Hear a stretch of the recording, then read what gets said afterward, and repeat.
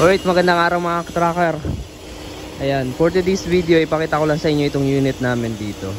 Ito po ay ginagawa pa ng aming mekaniko. Ayan. So, nandito tayo sa Calipil Marketing Corporation, ang nagbebenta ng Japan surplus truck. Medyo maingay lang, pagpasensya nyo na kasi maraming gumagawa. Ito po, Isuzu Giga Max 10-wheeler, wing van body. Ayan. Fully recon po ito, fully repaint, kulay blue and white yung color ng cab, tapos silver paint naman yung body, and then black tone naman yung pang ilalim, yung undercoat nya. Ayan po yung itsura. Ito po, nakita kasi namin na yung tubig ng radiator or yung coolant nya ay kinakalawang na, kaya ngayon nagwa-washing kami. Pina-flashing po namin.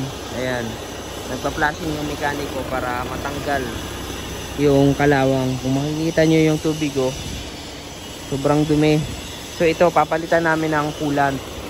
Ayan, ang makina po niya ay 6WF1 CRDI engine.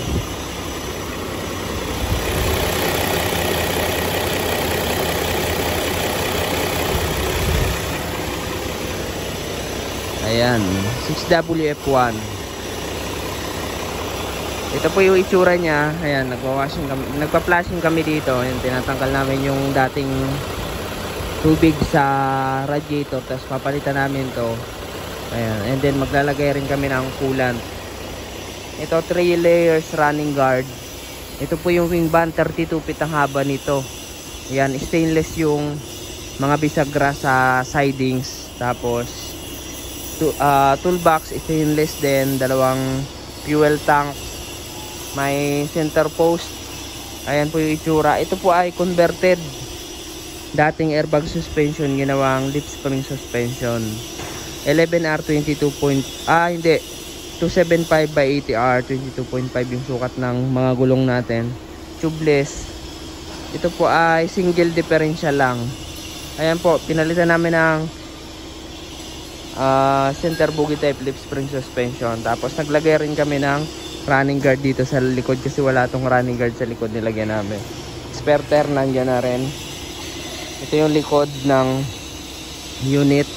Nirepair din namin yung pinto ng wing van dito sa likod. Ayan, nirepair namin kasi ayan, sira yung pinto nito, kailangan ayusin. So kapag recon naman, lahat inaayos dito. Ayan, ito yung loob. Pinaano rin to, steel flooring, kasi kahoy lang dati. Pina steel flooring na, tapos pinalitan namin yung mga sirang plywood. Tapos naglagay kami ng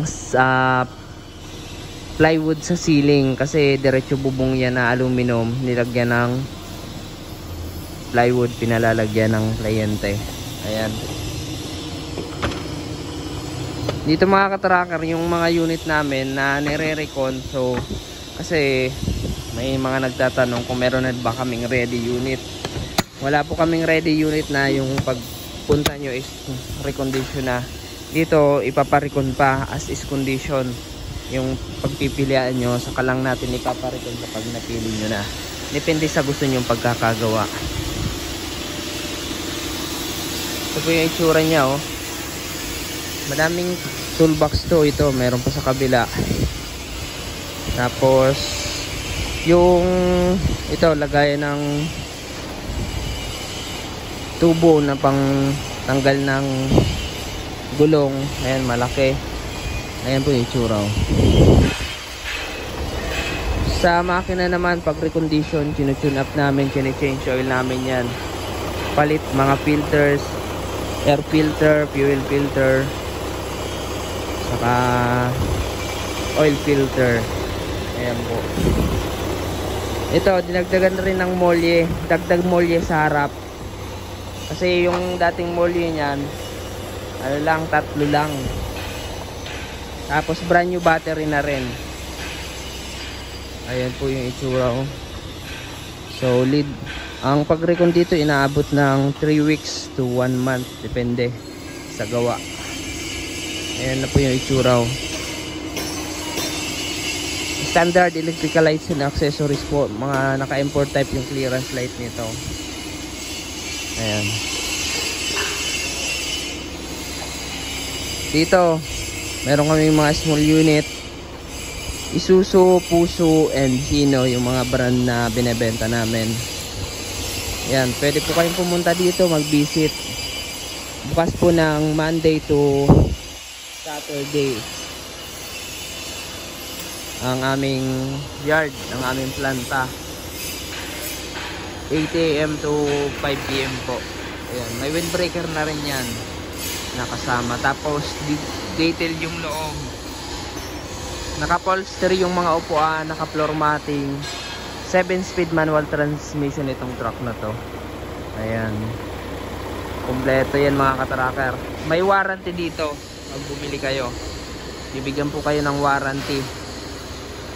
Kahit na Japan surplus lang ito, may warranty pa rin para garantisado na maayos na makabili kayo dito sa amin.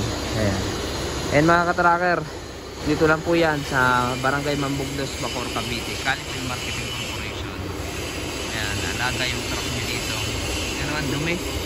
So hindi natin papalagpasin yan. Kailangan maayos, malinis yung makina na sa road working standard. And test drive pa namin yan para malaman kung talagang tumatakbo ng maayos. Ayan, kung nagustuhan nyo itong video na to, paki-like, share, and mag-subscribe na. Paki-follow na rin ang ating FB page, Trucker Moto PH. And then kayo mag-inquire kung gusto nyo gagana po yun ng truck. Ayan, mag-message lamang po at meron po tayong contact number doon. Pwede po kayo tumawag sa akin. Ayan, maraming salamat. God bless. Bye-bye.